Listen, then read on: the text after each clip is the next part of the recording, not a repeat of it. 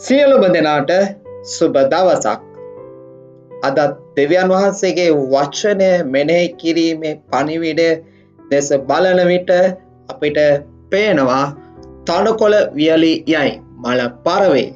නමුත් අපේ දෙවියන් වහන්සේගේ වචනය සදා කාලයටම පවත්නේ කියා යෙසායා පොතේ 40 වෙනි පරිච්ඡේදයේ 8 වෙනි වගන්තියේ ඒ ආකාරයෙන් අපිට උපදෙස් දෙනවා.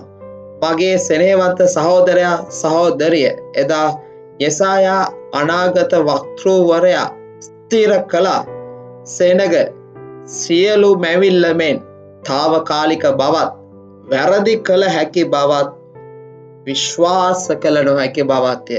මේ කීවේ උන්වහන්සේගේම සෙනග සම්බන්ධවයි. ඉතින් එදා ඒ අනාගත වක්තෘවරයා කියූ ආකාරයට අපිට දකින්නට පුළුවන් තනකොළ කොච්චර ලස්සනට තිබුණත් ඒවා වියලෙන විදිය, මල් කොච්චර අලංකාරව තිබුණත් ඒවා හැමදාම පවතින්න යන්නේ නැහැ. ඒවා පර වෙනවා.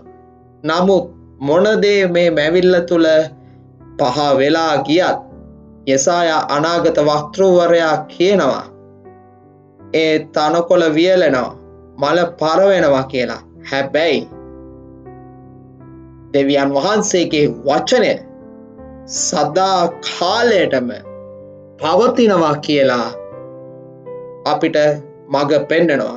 මගේ සෙනෙහවන්ත සහෝදරයා සහෝදරිය, මේ දෙවියන් වහන්සේගේ වචනය තුලින් මඟ පෙන්නුවේ ඊශ්‍රායල් සෙනගට එන්නා වූ මෙසියස් වහන්සේ ගැන යෙසායාගේ අනාගත වාක්‍ය මත යැපෙන්න පුළුවන් ආරක්ෂාව සම්බන්ධව.